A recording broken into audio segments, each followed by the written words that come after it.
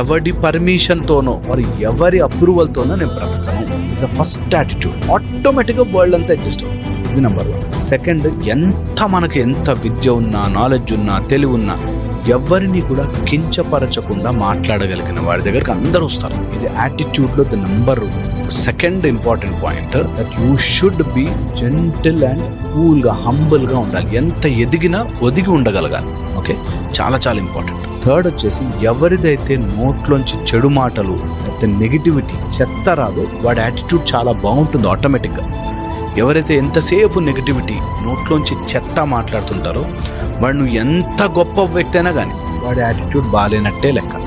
చిన్నపిల్లవాడి దగ్గర మాట్లాడుతున్నా, పెద్దవాళ్ళ దగ్గర, ముసలి వాళ్ళ దగ్గర మాట్లాడుతున్నా, ఎవరి దగ్గర ఉన్నా కంట్రోల్ యువర్ టంగ్. అన్నెసెసరీ మాటలు మాట్లాడని వాడు యాటిట్యూడ్ కరెక్ట్గా ఉంటుంది.